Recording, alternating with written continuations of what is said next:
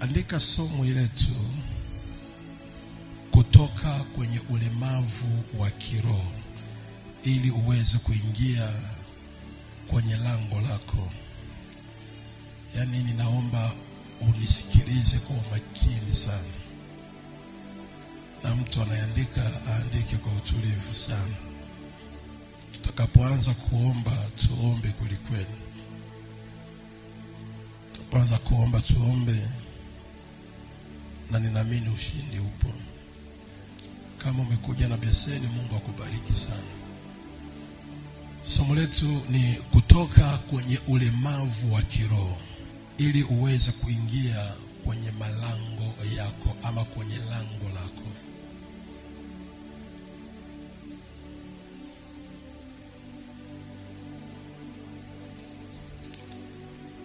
Kutoka kwenye ulemavu wa kiroho ili uweze kuingia kwenye lango lako au malango yako. Watu wa Mungu, nitaomba unielewe vizuri sana. Unajua, kwenye ulimwengu wa kiroho kuna watu wengi ni walemavu. Kwenye ulimwengu wa kiroho kuna watu wengi ni walemavu, lakini unaweza usijue kama wewe ni mlemavu. Lakini watu wa kiroho tunapokuangalia tunafahamu kabisa mtu huyu kuna ulemavu wa kiroho ambao upo kwenye maisha yake. Na ukiingiwa kwenye changamoto ya ulemavu wa kiroho kwenye maisha, ni hatari sana kupiga hatua na kuweza kuingia mahali pako pa baraka ama kuweza kuingia mahali pako penye upenyo. Kila mtu kwenye maisha analo lango lake ambalo anatakiwa aweze kuingia kwenye lile lango lake ili kuweza kubadilisha hatua za maisha yake. Na uweze ukaingia kwenye lango lako kama miguu yako haiwezi kumove, kama miguu yako ina ulemavu wa kiroho, sio rahisi kuweza kufaulu kuingia kwenye lango lako. Kanuni ya kumiliki inategemea na uwezo wa miguu ya mtu. Uwezo wa miguu ya mtu huwa ndo sababu kubwa ya mtu kuweza kumiliki. Uweze kumiliki mali pako pa juu, uweze kumiliki ubunge wako, udiwani wako, kazi zako, biashara yako, mambo yako ambayo Mungu amekuandalia kwenye maisha. Ili uweze kumiliki, unahitaji ile nguvu iliyopo katika miguu yako. Uwezo wa miguu ndio uwezo unamsaidia mtu au na uwezo wa kuingia mahali pake na kuweza kupamiliki. Ukiwa na uwezo mdogo wa miguu, unaweza ukaona eneo lako lile pale, lakini hauwezi kwenda pale ili uweze kumiliki lile eneo lako. Mfano nitoe, macho yanaweza yakakuonesha. Mfano nyumba ile tunaona nyumba hiyo kwa macho, na si kuona kwa macho ndo sababu ya sisi kufika pale. Na ndio maana watu wengi wana maono, they have got the vision. Watu wana maono, anaona kupenya, anaona kuingia mahali, anaona kuwa mtu wa aina fulani. Macho yanakusaidia kuona, lakini hayakupeleki pale kwenye maono yako. Inachokupeleka kwenye maono yako ni miguu yako, ndiyo inayokupeleka kwenye hatua ili uweze kuingia kwenye maono yako. Sasa katika ulimwengu wa kiroho, wachawi wanatambua hili sana. Waganga mashetani yanajua Wakristo wengi wana vision, walokole wengi wana maono, lakini ni heri aishie kuwa na maono, lakini asiingie katika lango la maono yake. Ili asiweze kuingia, uweka ulemavu wa kiroho. Katika ulimwengu wa kiroho unakuwa we ni mlemavu, hauwezi kufaulu kuingia kwenye maono yako. Unaishia kusema natamani, nataka. mwaka tutoke kwenye lugha ya kutamani, tutoke kwenye lugha ya kutaka. Mwaka tunachokitaka tukifate, tunachokitamani tukiendee, tunachokitaji tuende na tukipate. Kama unanielewa, pokea hiyo neema kwa jina la Yesu. Tusitamani tu, tunatamani kuwa na shule kubwa. Tusiishie kuongea maono ya shule, tuende kuipata shule. Tusiishie kuongea tu kuwa mheshimiwa, twende tuwe waheshimiwa. Kinachotupeleka ni uwezo wa miguu yetu. Miguu yako ikiwa na nguvu, hautabaki pale pale. Mwaka jana walikujua we ni yule, lakini mwaka hawatakujua we ni yule. Mwaka utaenda mahali pako. Lango lako tayari nimeliona liko wazi. Lazima uingie. Kitakacho kuingiza ni miguu yako.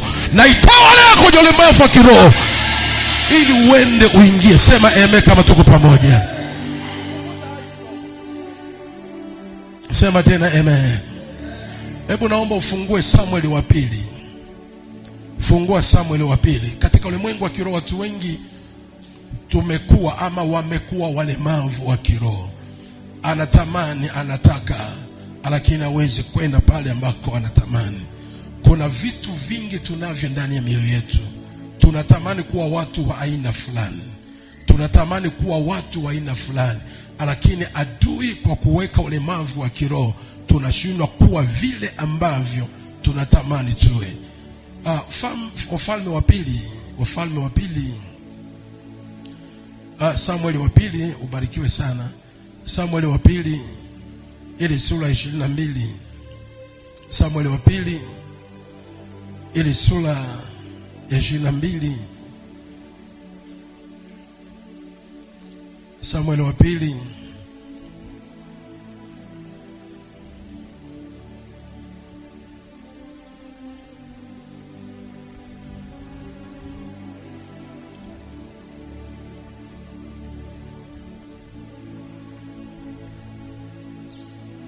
Samueli wa pili sura 22 na ule mstari wa 33. Tuanze mstari wa 33. Biblia imeandikwa, Mungu ndiye ngome yangu yenye nguvu, naye uwaongoza wakamilifu katika njia yake.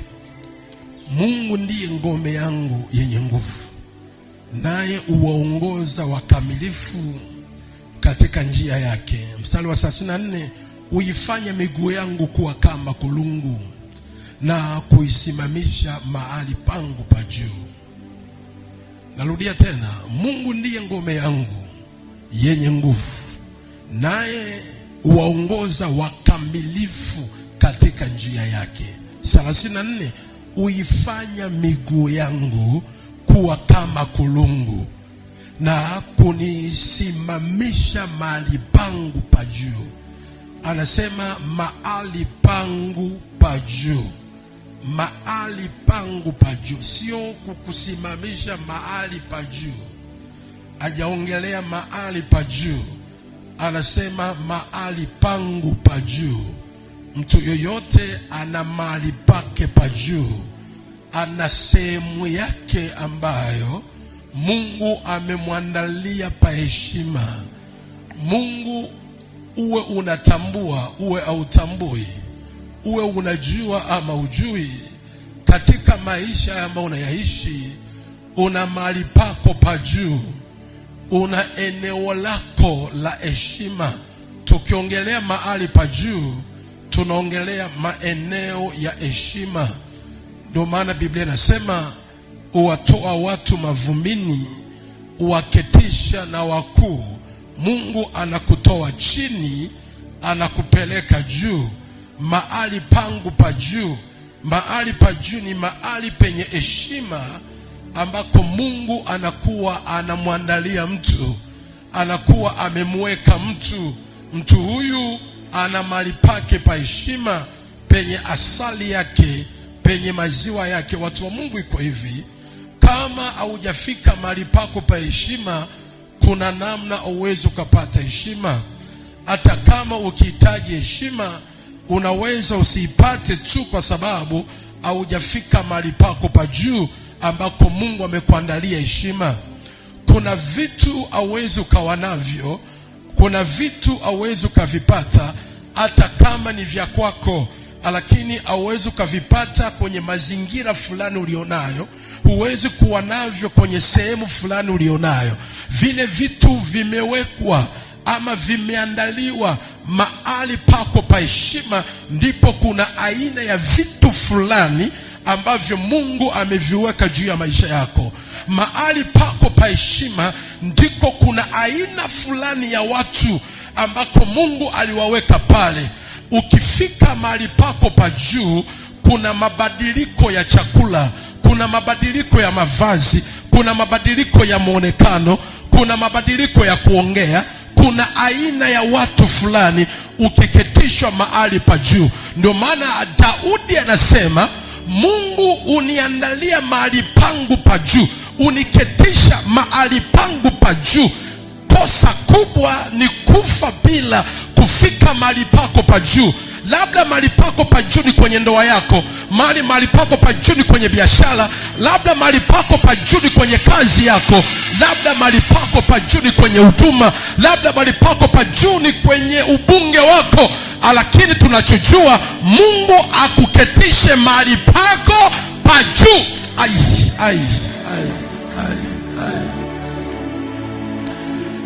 Daudi anasema, Mungu ameniandalia mahali pangu pa juu, lakini ili niweze kufika mahali pangu pa juu, ziko kanuni zifuatazo. Kanuni namba 1, ataimarisha miguu yangu. Kanuni namba 2, ataifanya miguu yangu kuwa na nguvu kama kulungu.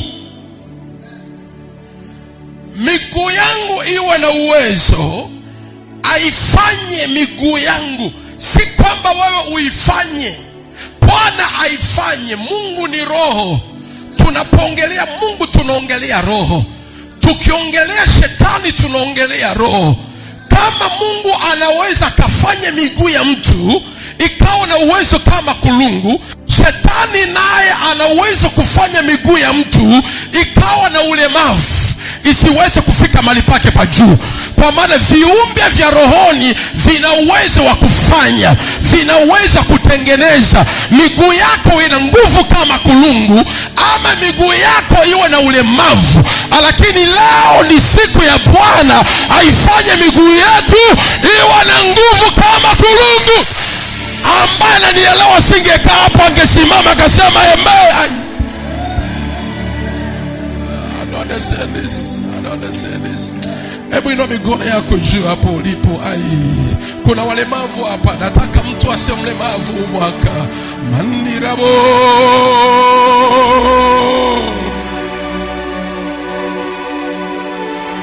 Inua mikono juu sana. Shekenerebo ina manerebo.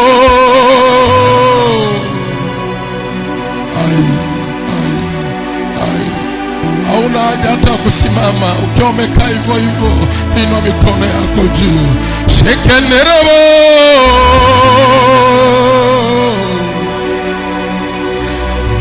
Uifanye miguu yangu kuwa na nguvu kama kulungu.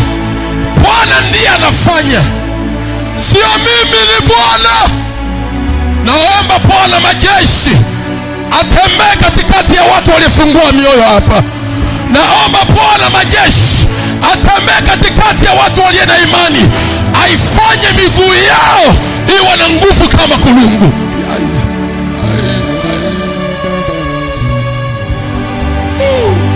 Shekenderebo shendera baba. Kadiri unavyoinua mikono yako juu, ni ishara kujiachia mbele za baba yako. Unamwambia Mungu, mimi ni mmoja wale watu ambao nahitaji uifanye miguu yangu iwe na nguvu kama kulungu, isiwe na ulemavu wa kiroho, iwe na nguvu kama kulungu. Naomba mafuta ya Roho Mtakatifu, naomba mafuta ya Roho itembee kwenye miguu ya mama huyu, itembee kwenye miguu ya baba huyu, itembee kwenye miguu ya hao watu, ianze kuimarishwa. Miguu imarishwe, miguu itengenezwe, miguu iliyovunjwa kwenye ulimwengu wa kiroho isiyoweza kuingia mahali pake pa juu, Bwana aimarishe leo in the name of Jesus. Sema amen, neema iwe yako. Ukisema amen zaidi hapo inafanyika leo. Ukiongeza zaidi ya hiyo inakuwa kwako. Let it be now, Jesus. Ebuka.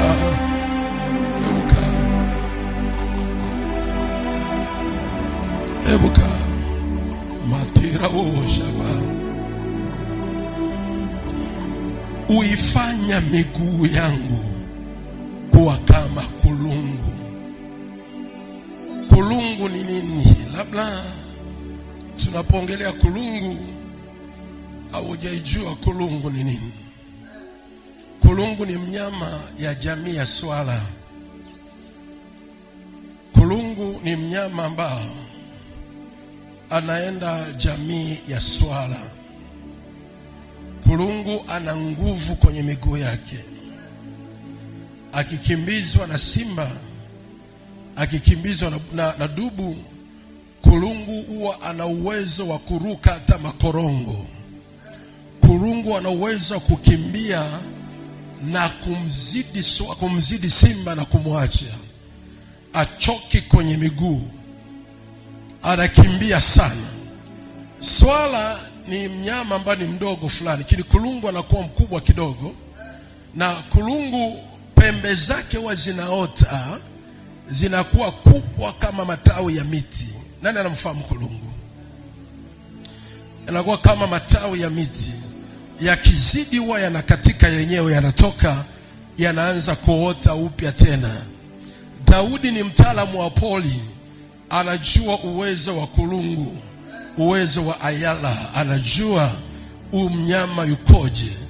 Anamwambia Bwana, uifanya miguu yangu.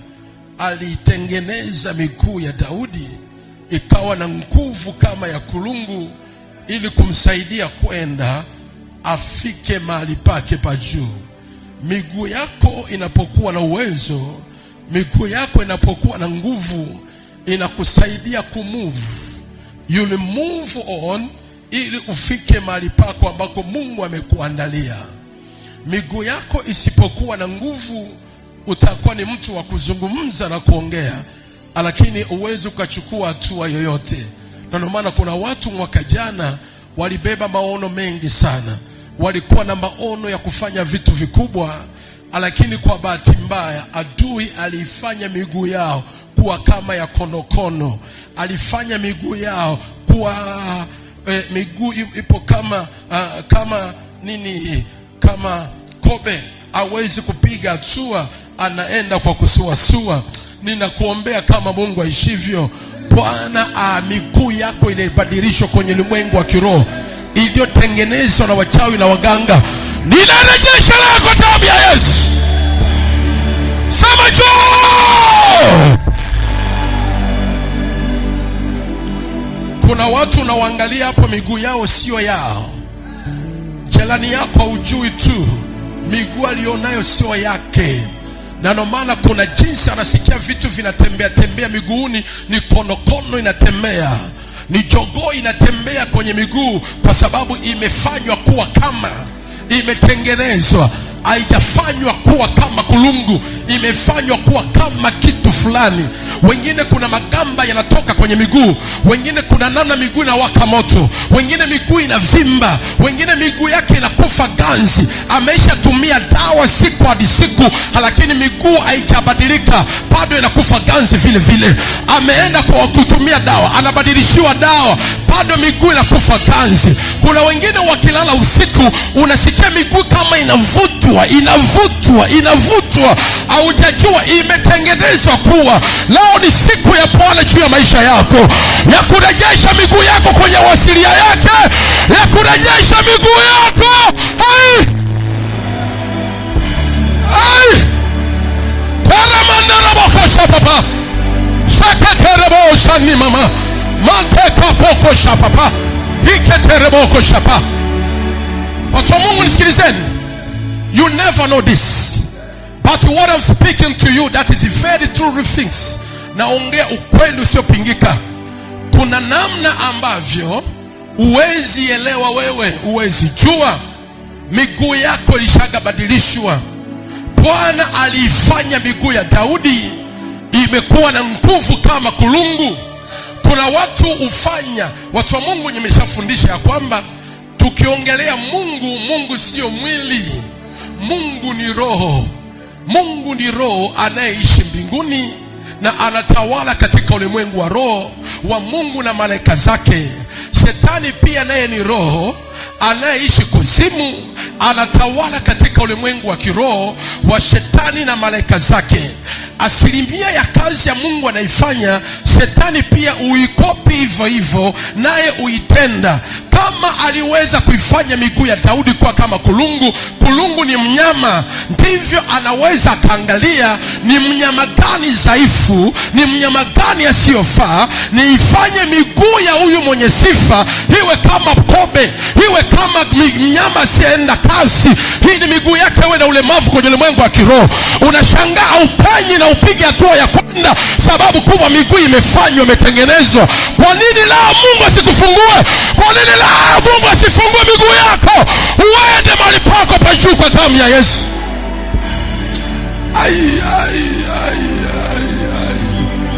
Let it be to you in the name of Jesus. Akupeleke kwa waheshimiwa. Kuna watu wana neema ya ubunge. Kuna watu wanaweza kwenda mataifa. Kuna watu wanaweza kuingia ikulu, lakini miguu yao imebadilishwa. Haiwezi kukanyaga pale. La, miguu itarejeshwa. In the name of yes.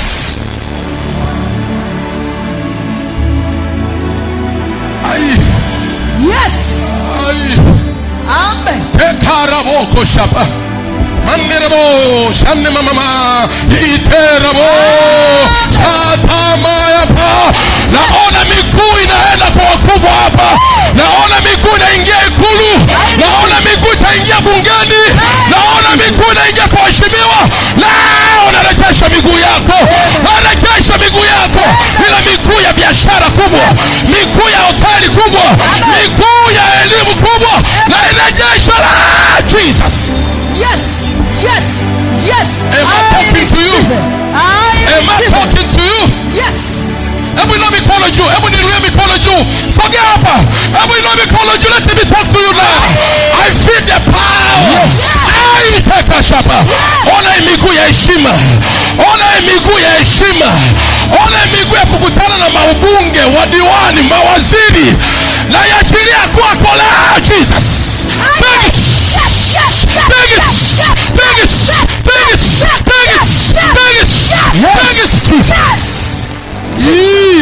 Jesus. Sikilizeni watu wa Mungu.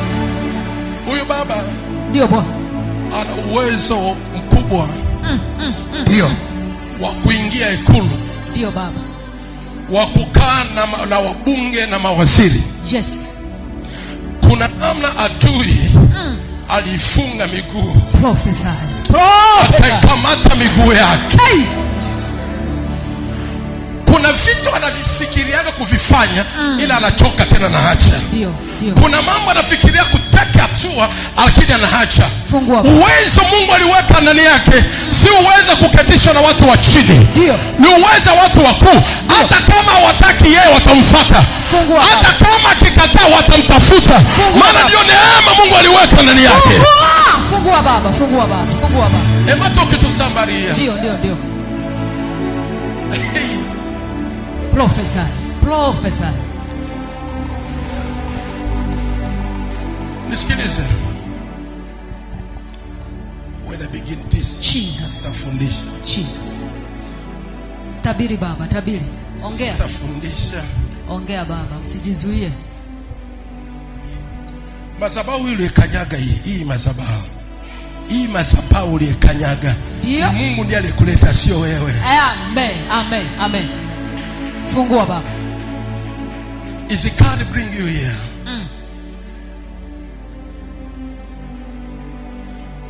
Mungu ananivusha maji. Amen. Ninaenda mpaka kwenye ardhi ya kwenu. Amen. Kagera. Umetoka wapi? Mimi ni Mhaya. Hallelujah. Jesus. Tabiri baba. Tabiri baba. Kwa nini hujaingia mahali pako pa heshima baba? Kwa nini hujaingia mahali pako pa heshima? Leo Mungu anakupeleka mahali pako. Amen.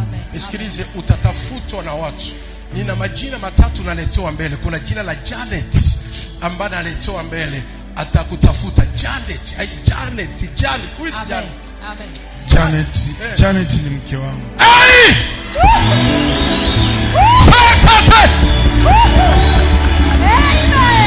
My name is Prophet Morris. Mke wako aje hapa haraka. Shakaterebo, shakaterebo. Hallelujah. Manerebo, shakaterebo. Shekete. Mungu amewaona leo. Mungu amewaona leo. Huyu ndo Janet. Mbona Mungu amewaona leo? Asante. Janet, umekuwa na ukiwa sana. Umeanza vitu vingi vimekufa kwenye mikono yako. Amina.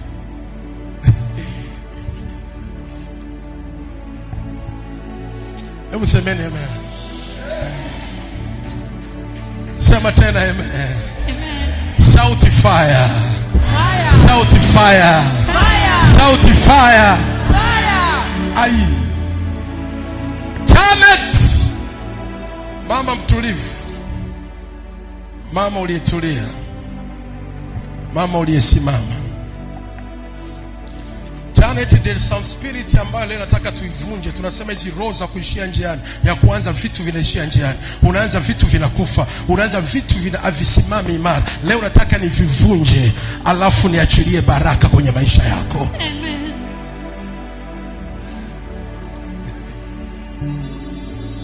My name is Prophet Morris. Tabiri.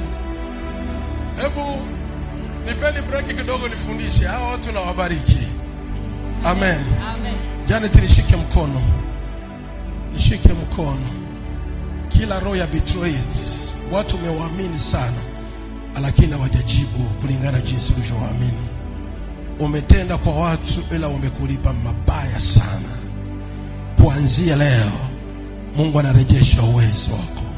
Amen. Na wewe ndio muhimili mkubwa wa huyu mume wako huyu. Asiposikia ushauri wako na maneno yako, ataanguka. Anatakia kusikilize.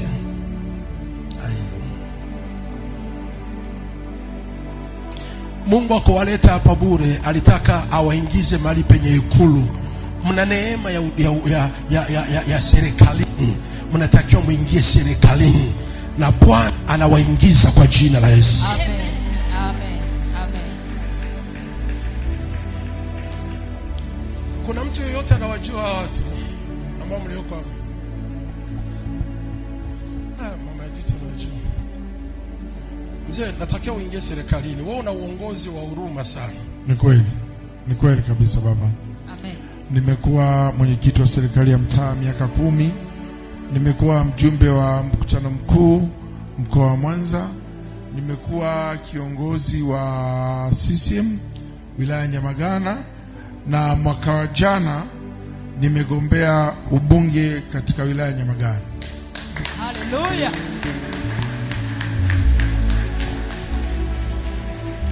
Sikilize. Ndio baba. CCM inakuhitaji baba.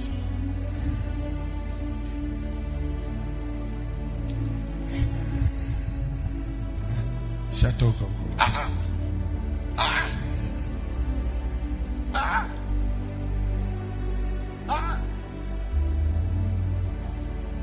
CCM is needing you. CCM inakuhitaji. Uimara wako na uwezo wako, CCM inakuhitaji. Na tarehe moja ya leo uiweke kwenye kumbukumbu yako. Utaitishwa kwenye kikao na watu wa CCM.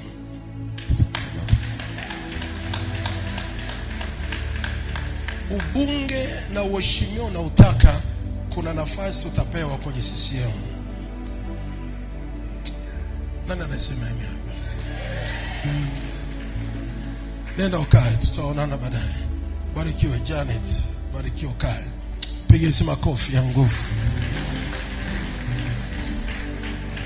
Haya makofi si ya kumbariki Bwana. Ongeza makofi zaidi ya haya.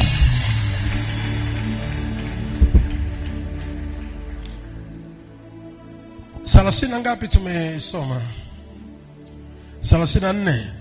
Uifanya miguu yangu kama kulungu, la kunisimamisha mahali pangu pa juu. Daudi anaongea, Mungu aliifanya. Mungu alifanya miguu yake kama kulungu. Hebu naomba nikwambie hivi. Tukiwa tunaishi kwenye ulimwengu wa kimwili, tusisahau maisha ya rohoni. Tuna maisha ya aina mbili, tuna maisha mwilini na tuna maisha ya rohoni. Biblia inasema ingawa tunanenda katika mwili, atufanye vita kwa jinsi ya mwili. Tunaishi mwilini, lakini tuna maisha mengine ya rohoni. Dalili 6 zitakazokuonesha ya kwamba miguu yako imewekewa ulemavu ama umefanywa kuwa vitu fulani, ama aina 6 za ndoto hizi ambazo uzitambua na uzielewe, zitakazoonesha miguu yako ipo katika shida ya ulemavu. Namba 1, kama huwa unaota ndoto unatembea peku, unaota ndoto au una viatu. Kwenye ulimwengu wa kiroho, ukiwa unaota ndoto una viatu, tafsiri yake ni kwamba you are insecurity. Miguu yako haina nguvu ya kuweza kukupandisha mahali pako pa juu. Miguu yako haina uwezo wa kukuweka mahali pako pa juu. Angalia sana na usipuuzie. Kila unapoota ndoto unatembea peku, unapoota ndoto hauna viatu, unatembea safari ya mwendo fulani bila kukanyaga kwa viatu, ni hatari kwamba katika ulimwengu wa kiroho sio miguu yako yenye nguvu unaitembelea, ni miguu ya aina fulani ya ulemavu ambayo tayari adui ameshafanya miguu yako kuwa miguu yenye ulemavu, isiweze kukuingiza mahali pako pa utukufu, isiweze kukuingiza mahali pako pa heshima. Lazima ili utambue na ufahamu mtu wa Mungu. Ukianza kujua vitu hivi katika ndoto, ukielewa, ukilala ukaanza kuota unatembea peku, elewa kwamba ziko hatua zitapungua kwenye shughuli zako. Kuna namna utastaka au utaenda. Hiyo ni dalili, ni ishara ya kwamba miguu yako hii ni miguu ya ulemavu, imechukuliwa, imeibiwa. Ndoto namba 2, aina ndoto namba 2 ambayo inakuonesha kwamba katika ulimwengu wa kiroho au tembelee miguu yako sahihi, ni miguu ya ulemavu tayari.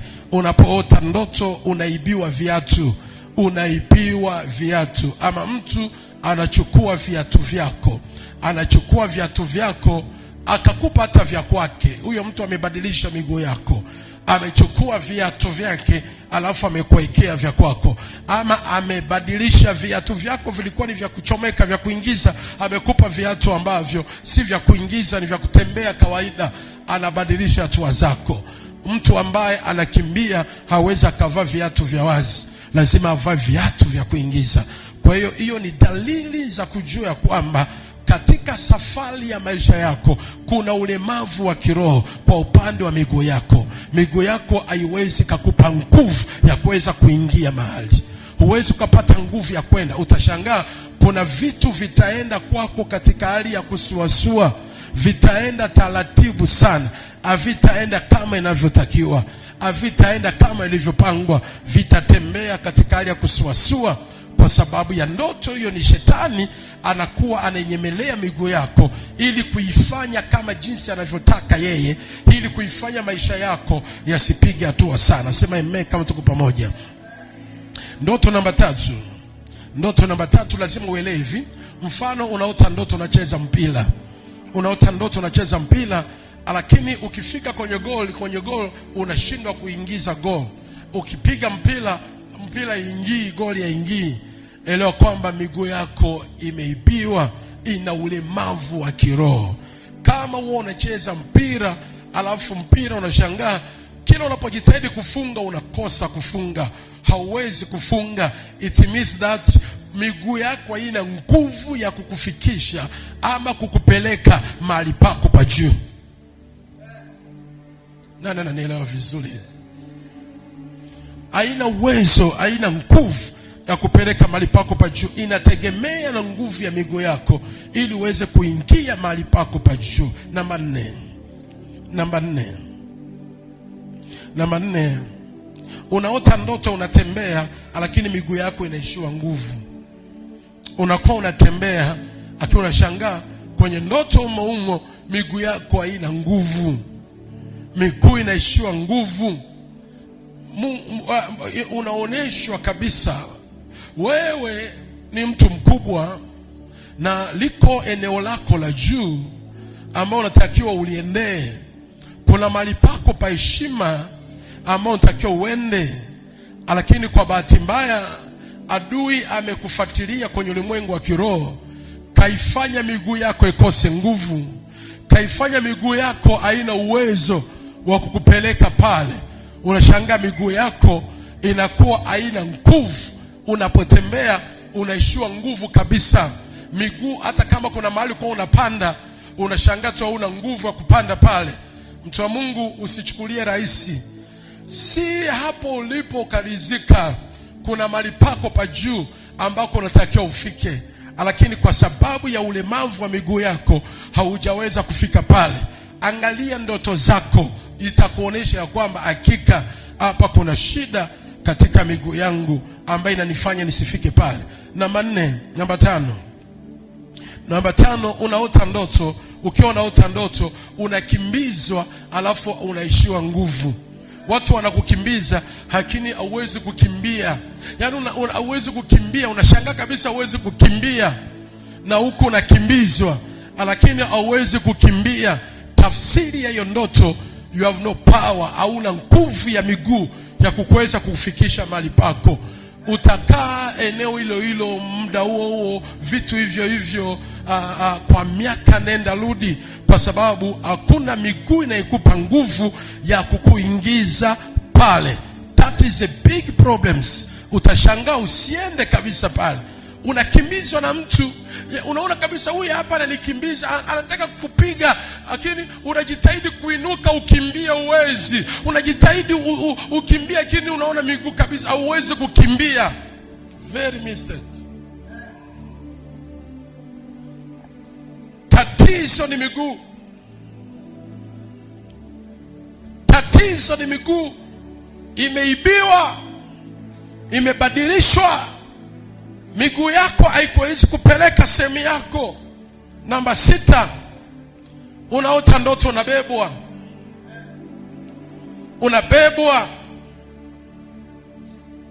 Ukiota ndoto unabebwa, inaonesha kabisa wewe huwezi kufika eneo lako la juu, hauna nguvu hiyo. Unahitaji msaada.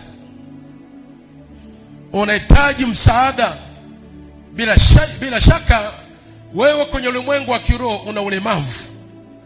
Kuna ulemavu ambao uko pale ulimwengu wa kiroho ambao unakufanya usifike mahali pako pa juu. Hebu sema kwa jina la Yesu. Sema kwa sauti, kwa jina la Yesu. Kila aina ulemavu wa kiroho, kila aina ya ulemavu wa kiroho uliyefanywa na shetani juu ya maisha yangu, sema na uondoa leo. Na uondoa leo. Na uondoa leo. Sema toka. Damu ya Yesu aliyopigwa misumari kwenye miguu yake, na itumie ile damu ya Yesu kuondoa ulemavu wa miguuni pangu ambao ulikaa kwangu kwenye ulimwengu wa kiroho. Sema na uondoa leo kwa jina la Yesu. Watu wa Mungu, ninaongea yale ambayo ni kweli na amina.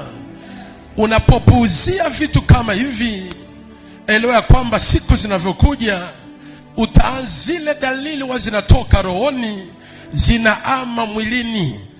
unaanza kupata ishara kwenye mwili. Na ndio maana wako watu wengi ambao wana changamoto za miguu na wameshatumia dawa nyingi sana, hazijapona kwa sababu tu tatizo limeanzia rohoni, yeye alichukulia kawaida. Mfano mama huyu hapa, mama Angel. Mama Angel anakuambia kabla hajawa na tatizo la miguu alianza kuona vitu, alikanyaga vidudu fulani akaviluka, akina anachukulia kawaida. Hatimaye akaanza kusikia miguu ina nguvu, akaendelea mpaka miguu ka paralyze. Ana miaka zaidi ya 10 hana hali hiyo. Leo wetu tunapambana kiroho, lakini laiti angelikuwa mtu wa rohoni, hakaelewe vitu mapema, angesaidika mapema. Tatizo la kiroho likijenga mizizi sio rahisi kulitoa kawaida, inahitaji sacrifice. Watu wa Mungu, ndio maana ukianza kupata maono katika ndoto ya mashambulizi fulani, yafuatilie mapema kiroho, usinyamanze. Na kama na baba yako wa kiroho, ongea naye. Baba, nimeota ndoto nakimbizwa na watu, nimeota ndoto mtu ananirushia vitu fulani. Hili ina maana kubwa. Tuanze kushughulikia mapema kabla adui hajaweka mizizi. Na ndio maana sikizeni niwaambie watu wa Mungu hivi, adui akiweka mizizi ya uchawi, inafikaga hatua atufanye maombi tena, tunaanza kutafuta ukombozi. Maana kuna tofauti kati ya maombi na ukombozi. Ukombozi ni ufunuo. Prayer is prayer only, but deliverance is revelation. Ukombozi ni ufunuo. Tutumie ufunuo gani wa kumtoa Naamani kwenye ukoma wa miaka mingi uliyeishi naye, si kumwekea mkono. Ndio maana ukiwaombea watu waliosimama miaka mingi mkono, dalili inaweza kupata. Siko ufunuo za kuwatoa kwenye ile hali. Tii ufunuo, fuata ufunuo, peke ufunuo, upone kwa jina la Yesu. Nikisikia message hapo mngenitia moyo. Hii haijafanyika kwako, nisikie eme tena kwa jina la Yesu. Sema eme tena kwa jina la Yesu. Ulemavu wa kiroho ni mbaya. Mtu anatamani vitu lakini haviendee vile vitu. Anaona vitu lakini havifikii vile vitu, kwa sababu adui ameifanya miguu yake kuwa ya aina fulani. Hebu shika miguu yako miwili hivi, ama hata mkono mmoja, shika miguu, sema kwa damu ya Yesu, ewe shetani uliyetengeneza miguu yangu kwa namna unavyojua leo, kwa namna unavyojua wewe, sema ewe shetani uliyetengeneza miguu yangu kwa namna unavyojua wewe, kwa damu ya Yesu, kwa damu ya Yesu, ondoa vitu vyako ulivyoviweka kwenye miguu yangu. Sema fire mara 3. Ya kwanza, ya pili, ya tatu, na iwe kwako.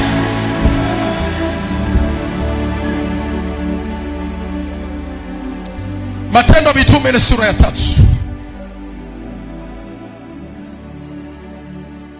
Matendo ya Mitume ile sura ya 3. Na kama wewe ni miongoni mwa watu umeota hizo ndoto, ni vyema hata uje unione. Matendo ya Mitume ile sura ya 3 mstari wa 1, Biblia imeandikwa, basi Petro na Yohana walikuwa wakikwea pamoja kwenda hekaluni saa ya kusali, saa 9.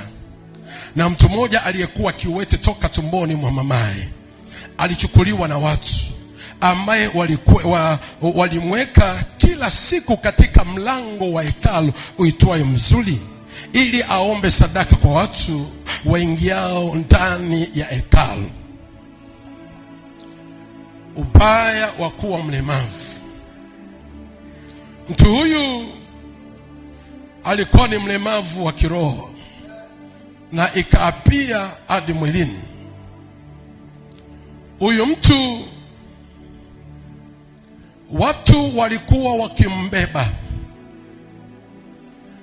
wanampeleka kanisani, lakini hawamweki kanisani, wanamweka nje ya mlango, na ule mlango wake ulikuwa ni mzuri na uliitwa Mzuri.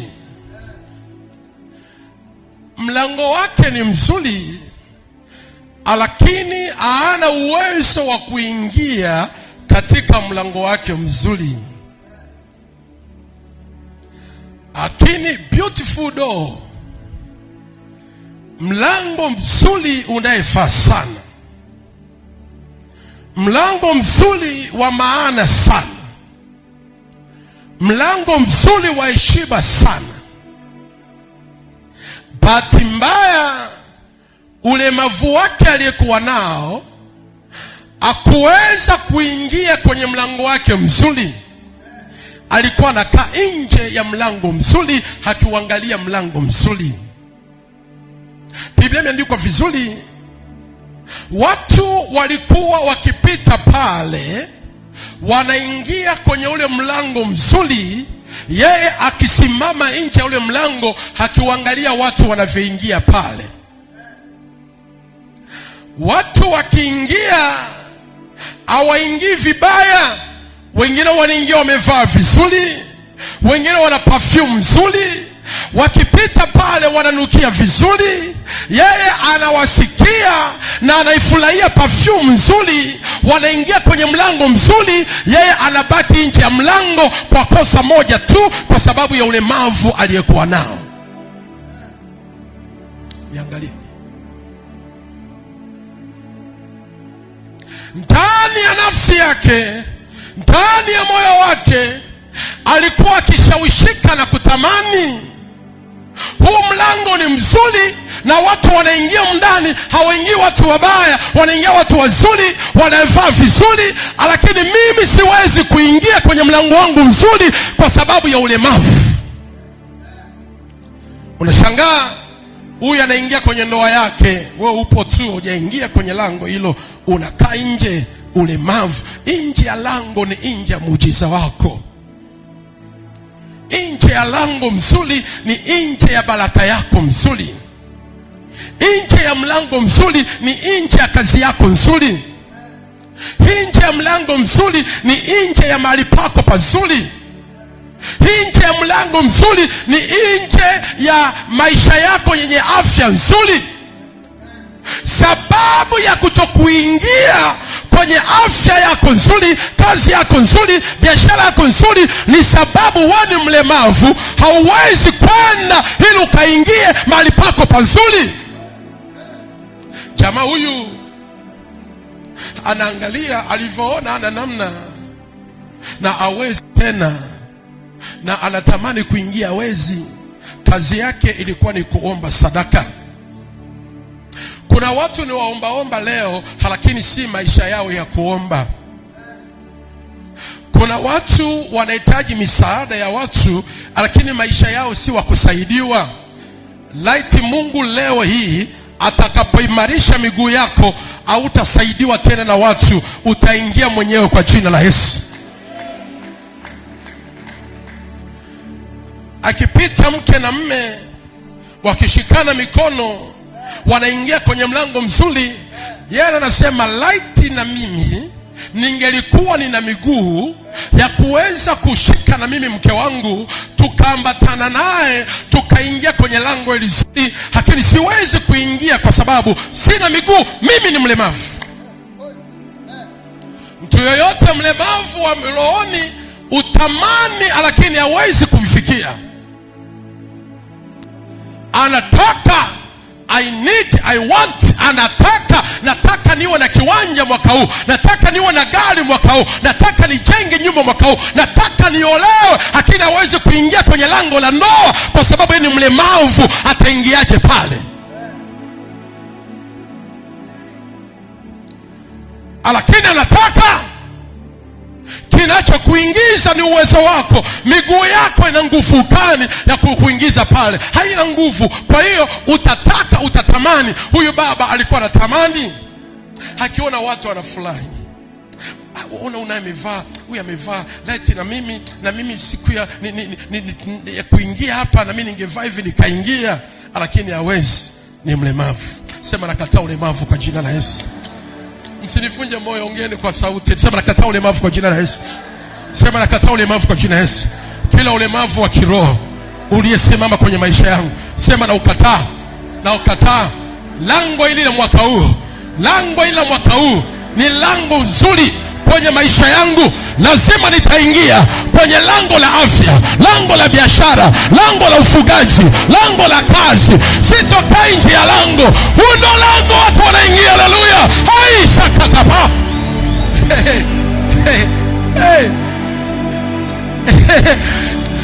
Nani nampigia Yesu makofi hapo? Hebu geukia jirani yako, mwambie ulemavu unaisha leo. Mshike mkono, mwambie ulemavu kwangu leo ni mwisho. Touch me, sema ulemavu ni mwisho. Sema ni mwisho ulemavu. Nitaingia mwenyewe kwenye lango langu. Nitaingia mwenyewe. Nimetamani sana watu wanavyoingia kwenye lango mzuri. Mimi niko nje ya lango. Sababu ni nini? Ulemavu.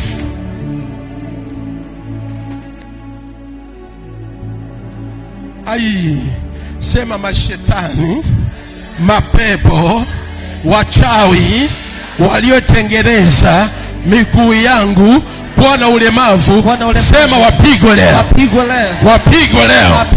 Wapigwe leo. Sema waka moto. Waka moto. Waka moto. Sema fire.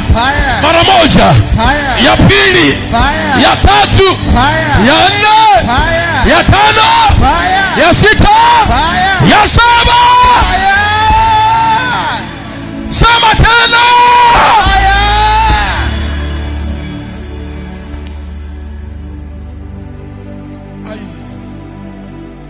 Amen. Sikilizeni vizuri. Mstari wa ngapi huo? Wa pili, wa tatu. Mtu huyo akiwaona Petro na Yohana wakiingia hekaluni, aliomba apewe sadaka. Alikuwa kuomba, na baya zaidi alikuwa anaomba sadaka. Sadaka utaki kuomba. Na ndio maana ogopa sana mtu anayekuomba sadaka. Sadaka inakuja madhabahuni ndio tukupe wewe, sio uombe kabla ijaja madhabahuni. Yaani yale kwa naiombea nje kabla hawajaingia ndani. Lakini nia yake na anataka. Ulemavu ni mbaya. Unaweza kaona watu wanaendesha magari fulani ukatamani ukaishia mimi nitanunuaga gari tu. Lazima na mimi niwe na gari. Unaweza kaona watu wanaishi kwenye nyumba fulani unatamani hivi na mimi toka lini Mungu utanitoa kwenye upangaji lini? Natamani niingie kwenye nyumba. Unatamani. Oh my God. Watu Mungu, spirit ya kutamani tuimalize leo. Kuna watu wananiunga mkono hapa. Wanangu sijawaona, hebu nipungie mkono hivi. Kama unanitia moyo, nipungie tena mkono namna hii. Sema roho ya kutamani mwisho leo. Nikiingia naingia kwenye lango langu. Chochote nilichokitamani mwaka jana, mwaka juzi, huu mwaka nitaingia kwenye upenyo huo, kwenye miujiza hiyo, kwa jina la Yesu. Ulemavu wa kiroho sema na utoa leo. Ungeukia rafiki yako, mshike mkono, mwambie leo ni siku yako. Mwambie vizuri, mwambie today is your day. Mwambie leo ni siku yako. Umemwambia vizuri? Today is your day, leo ni siku yako. Kutamani leo ni mwisho. Natamani jinsi yule jamaa anavyovaa. Natamani wanaingia, natamani watu wanamfikisha pale, natamani. Biblia inaongea vizuri, mstari wa 4, mstari wa 3. Mtu huyo akiwaona, hebu tusome Biblia. Mtu huyo akiwaona Petro na Yohana wakiingia hekaluni, aliomba apewe sadaka. Na Petro akamkazia macho pamoja na Yohana, akasema, tutazame sisi. Akawaangalia akitarajia kupata kitu kwao. Lakini Petro akasema, mimi sina fedha wala dhahabu, lakini nilicho nacho ndicho nikupacho. Kwa jina la Yesu Kristo wa Nazareti, simama uende. Akamshika mkono wa kuume, akamuinua, mara nyayo zake za vifundo vya miguu yake vikatiwa nguvu. Akaondoka upesi, akasimama, akaanza kwenda, akaingia ndani ya hekalu pamoja nao, akienda akirukaruka na kumsifu Mungu. Watu wote wakamwona akienda akimsifu Mungu, wakamtambua ya kuwa yeye ndiye aliyekuwa akiketi na kuomba sadaka penye mlango mzuri wa hekalu. Wakajaa ushangao, wakasajabu mambo yale yaliyompata. Nisikilize vizuri sana hapa, nataka nikufunulie somo langu na nikuombee, na leo nikuache uingie kwenye lango lako kwa jina la Yesu. Asante Yesu kwa kusimama kwenye lango la mwezi wa pili, na tumemaliza maombi ya siku 30, ndo tunaingia sasa mwaka leo miguu yetu inaingia rasmi. Watu wa Mungu, sikizeni neno hili. Angalia mtu huyu, yeye aliposimama pale akaona Petro na Yohana wakikwea kwenda hekaluni majira mazuri ya kusali. Huyu mtu ndani ya nafsi yake alikuwa na matamanio ya vitu vingi sana. Waliomo ndani walikuwa wakisifu, anatamani kusifu lakini hawezi, maana ana nguvu ya kuingia ndani. Waliomo ndani kuna jinsi wanafanya mambo mazuri ya baraka, anatamani sana yaingie afanye hivyo, lakini hawezi kwa sababu ana nguvu ya kuweza kuingia pale. Maisha yake yanajaa huzuni na huzuni, alikuwa ana furaha, ana amani kwa sababu hawezi kutoka aende. Oh Mungu saidia yoyote aliye mlemavu wa kiroho na mwilini. Baba, naomba muinue mwaka huu kwa jina la Yesu. Sijasikia eme yako. Baba, naomba muinue tena kwa jina la Yesu. Amen. Watu wa Mungu, mimi napoongea haya, labda wewe kwa sababu unajiona unatembea kawaida, kwa watu ambao ni walemavu kihali kabisa, halisia kimwili, haya mani naongea nikizungumza nao watatoa machozi, kwa sababu kuna namna anatamani sana afanye vitu fulani kwenye maisha yake, lakini hali ya ulemavu wa miguu inamfanya asiende pale. Anakuwa ni mtu wa kuomba msaada na kuagiza, niletee hili, njoo hapa, nisaidie hii, lakini nafsini mwake anasema, laiti mimi mwenyewe ningelikuwa nina nguvu yangu kwenye miguu yangu, nisingekuwa na haja kukwambia uniletee ama nipe hichi kitu. Ningesimama mwenyewe na nikaenda kupambana na nikaleta. Vitu hivi viko mwilini, rohoni kuna namna hii. Hawezi tu kupambana alete, si kwamba atamani, ila hawezi, sababu ni nguvu ya ulemavu wa kiroho. Miguu haiwezi kupiga hatua, haiwezi. Unaweza kumsema, unaweza kumsema vipi, wewe mbona uko hapo tu, mbona uendelee, mbona utendi, mbona ufanyi, mbona auingii kwenye ndoa, kwenye kazi? Hapana, si yeye, kuna jinsi anataka, lakini hawezi. Kuna ulemavu wa kiroho. Si kwamba hapendi. Nani asiyependa maisha mazuri? Nani asiyependa nyumba nzuri? Nani anayependa kukaa kwenye upangaji? Nani? Kila mmoja anatamani aone nyumba yake, lakini nguvu ya hatua ili apate nyumba hawezi. Kuna ulemavu wa kiroho. Huyu baba alikaa, moyo wake unaumia, anaangalia watu wanasifu, watu wanacheza, watu wanaangalia, akaumia kiasi kwamba akawa frustrated, hawazi tena mambo mengine, anawaza msaada.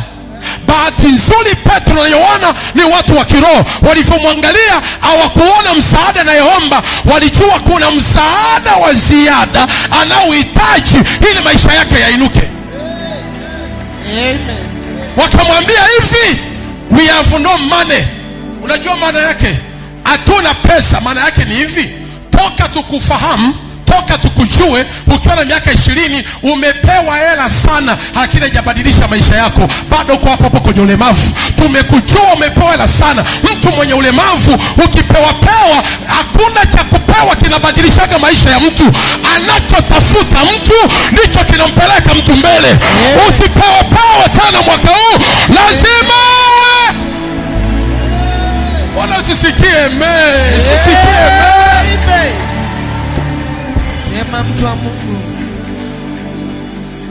Nataka nisikie amen. Amen. Wakamwambia hatuna fedha, hatuna dhahabu, kwa sababu toka ulipoanza kuomba bado unaombaga tu. Hiyo pesa haijakubadilisha, hiyo pesa haijakupa nyumba, hiyo pesa haijakupa gari, hiyo pesa haijakufanya ubadilike mavazi. Umebaki pale pale. Leo hii we never give you money, we have anointing. Tuna nguvu. Yesu mwenye vyote ndio tunaye, anayetoa baraka, anayetoa nyumba, anayetoa kazi, anayetoa heshima, anayeketisha watu mahali pa juu. Oh yes. Sema mtu wa Mungu. Huyo ndio tunaye. Nani anamtaka leo mpokee kwa jina la Yesu? Amen. Nani anamtaka mpokee? Amen. Tulipompata Yesu pasa neema, Yes. ndio ametuweka hapa tulipo, ndio ametupa nyumba ambayo tukuitarajia, ndio ametufanya tuendeshe gari, ndio ametuvika mavazi ambayo hatukuweza kuyavaa. Simama na Yesu aliye hai, aibadilisha maisha yako mwaka huu. Don't make it simple. Usifanye urahisi ukiwa na Yesu. Petro nakwambia, mimi unavyoniona hapa, nilikuwa mvuvi, nilivua, lakini uvuvi wangu nilikuwa napigwa doro. Ninavua usiku kucha, sipati kitu. Tena familia inalala njaa, na huku nina nyavu, nina mitumbwi, bahari ipo, nikiingia pale doro. Nilipompata Yesu, neno lake ambalo lilikuwa ni mwanga na nuru na taa iliyoniangazia katika dunia yenye giza, ikaanza kunipa samaki. Baadaye alinibadilisha nikawa mtu mwingine. Huyu Yesu amenipa heshima. Nataka na wewe akupe heshima.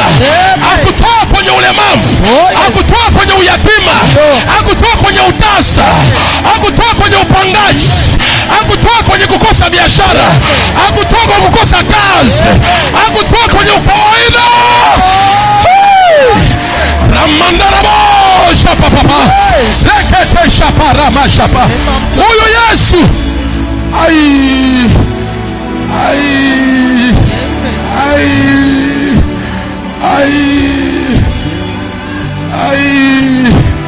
wakamwambia tuangalie sisi, usiangalie pocket money. Watu wa Mungu, siku zote ukiniangalia mimi ukitarajia kitu kwangu, hautaona mabadiliko. Ukimtaka huyu Yesu aliyenipa uwezo na upako, atabadilisha maisha yako. Ukihitaji huyu Yesu aliyeniweka hapa, aliyenitoa chini ya mti akanifikisha hapa, utaenda mbele. Utajenga mwaka huu, utamiliki kiwanja mwaka huu, utaingia shambani pako pa heshima, utaenda mwaka huu. Oh yes.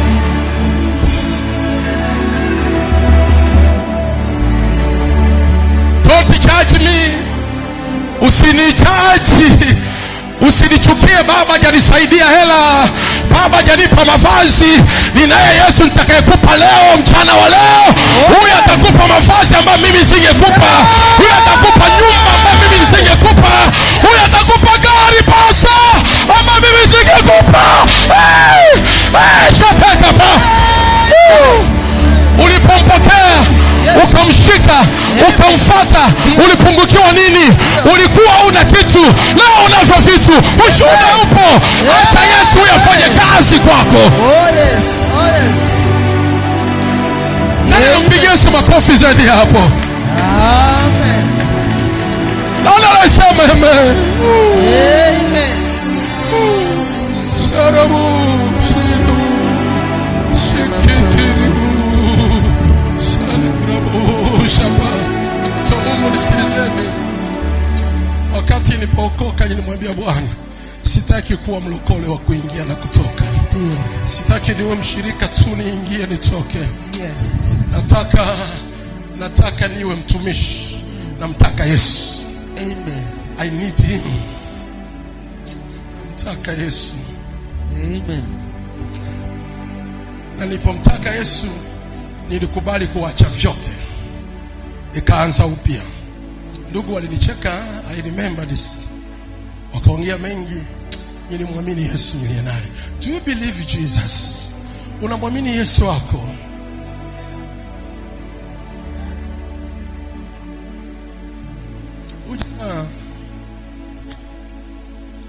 Wakamwambia tunaye Yesu. Acha kutazamia pesa. Acha kuangalia dhahabu, siangalie mavazi. Niangalie kuangalia neema. Wanangu, tafuta neema iliyomo ndani ya Baba. Amen. Tembea nayo. Amen.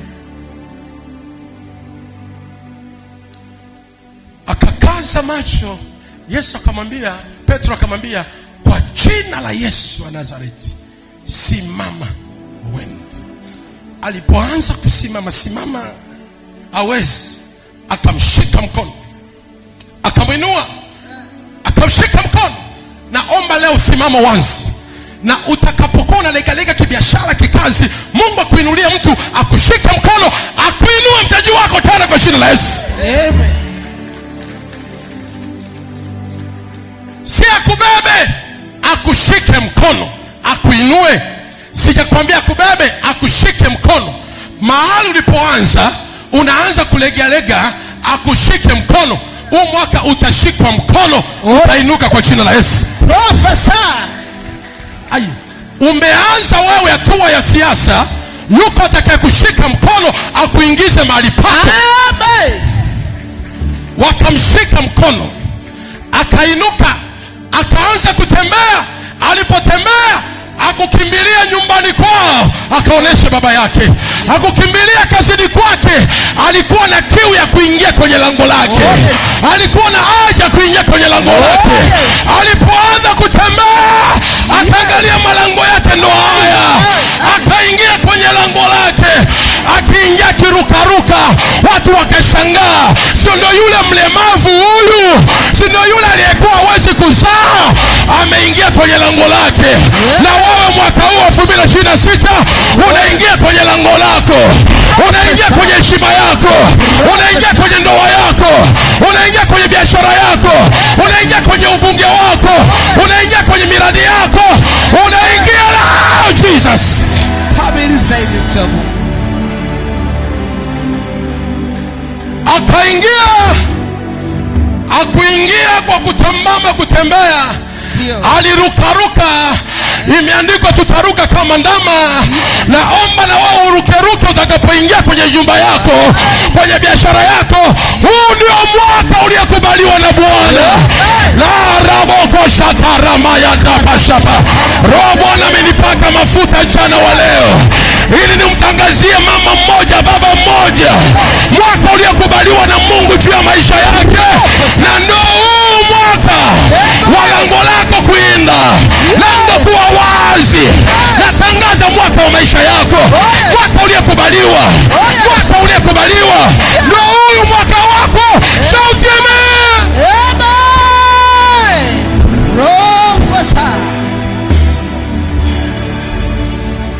Amenipaka mafuta ili nikatabiri na kutangaza mwaka wa mtu hapa.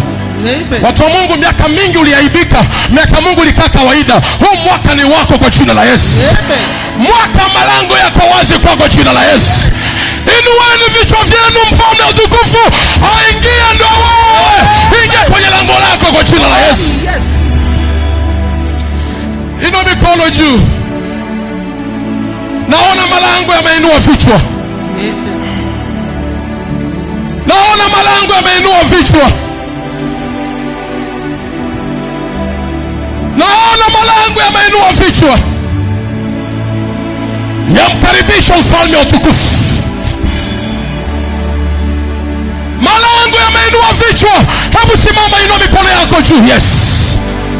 Poko shakatara mama ya tarabu.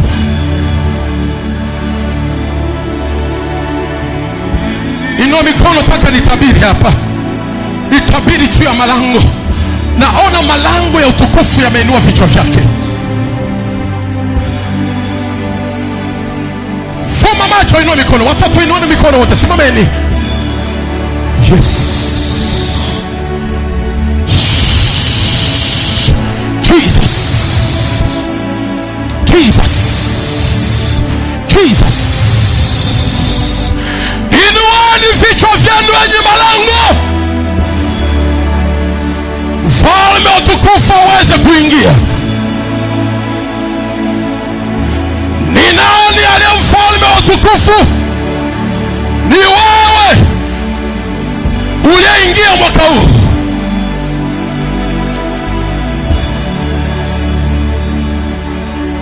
Naona lango lako liko wazi tayari. Weka imani. Maneno yatamka, acha kuangalia mtu, fumba macho. Nikitamka maneno hayo utasema yamekubwa. Ukiwa rohoni sana. Hapa ndio majira ya sadaka ya kinabii. Utajiconnect na hii neema. Na light ningebarikiwa hata hapo ulipo. Kila mmoja aishike sadaka ya kinabii kwenye mkono wake. Ainua mkono wake juu.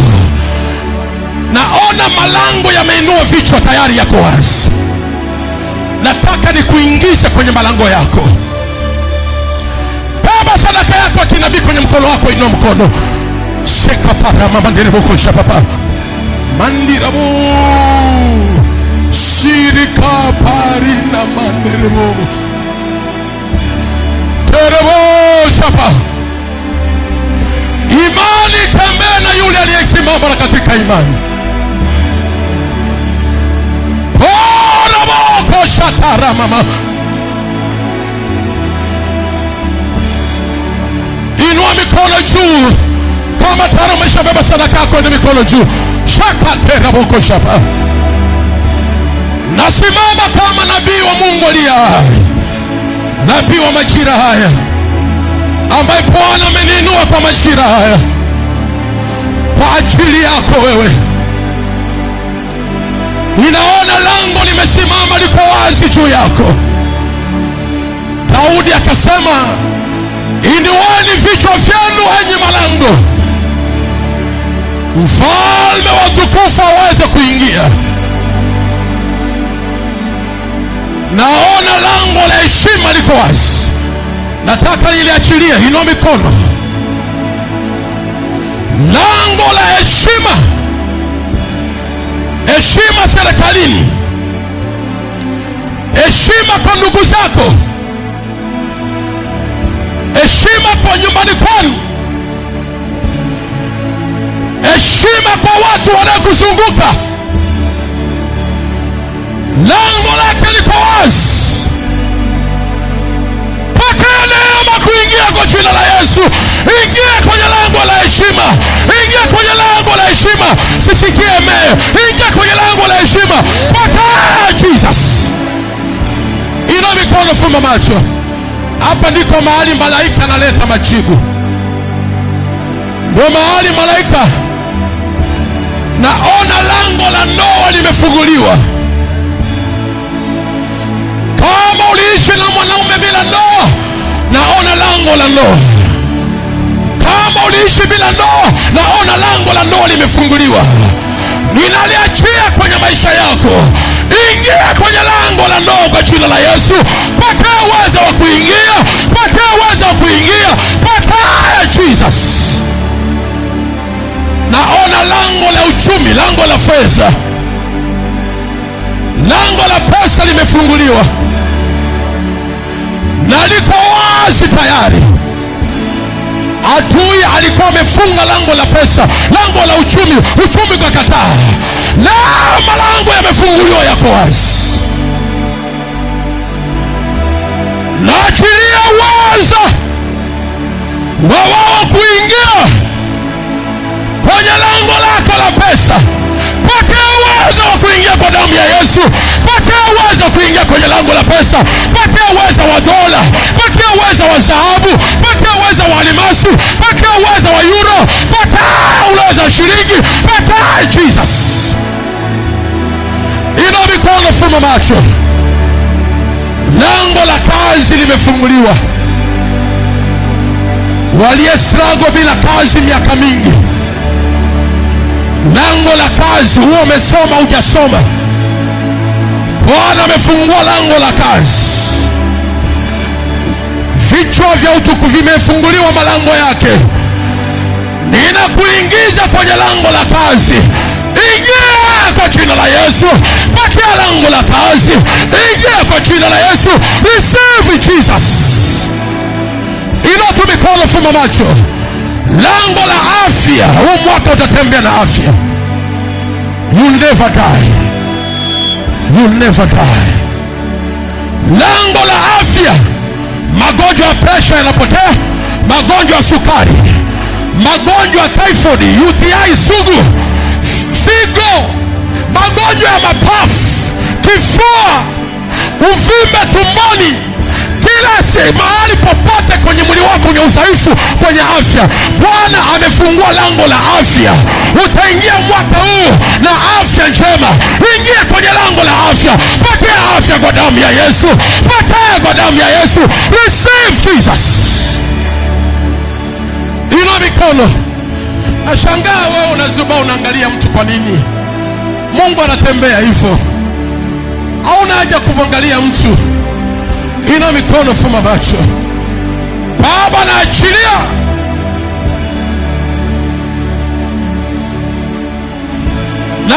lango la miradi liwe wazi. Yoyote ambaye kiu yake ni miradi ya aina yoyote ile, miradi ya aina yoyote, nafungua lango lake. Nafungua lango lake. Miradi ya ufugaji, miradi ya elimu, mahoteli, miradi yoyote ile ya mashamba, Bwana amefungua lango. Liko wazi leo. Pokea lango hilo kwa jina la Yesu. Ingia kwenye lango hilo. Ingia kwenye lango hilo. In the mighty name of Jesus. Inua mikono juu. Pokorina materebo shapapa. Pokorina materebo koshapapa. Sema kwa jina la Yesu. Sema kwa jina la Yesu. Kwa jina la Yesu. Kuanzia leo. Kuanzia leo. Nimejitabiria mwenyewe. Najitabiria mwenyewe. Lango langu. Lango langu. La mafanikio. La mafanikio. La mafanikio. La mafanikio. La upenyo. La upenyo. Liko wazi. Liko wazi. Na ninaingia leo. Ninaingia leo. Kwenye lango langu hilo. Lango langu. Ninaingia leo. Kwenye lango langu hilo. Kwa jina la Yesu. Jina la Yesu. Maombi yatafuata, usiogope. Jona sadaka yako wa kinabii weka kwenye madhabahu. Kimbia haraka, weka hapa. Weke hapa.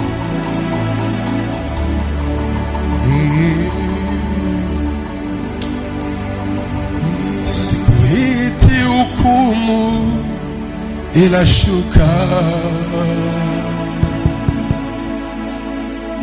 Ona uko mbali, shuka Bwana. Bwana shamba, Bwana shuka. Shuka Bwana. Shuka Bwana. Shuka.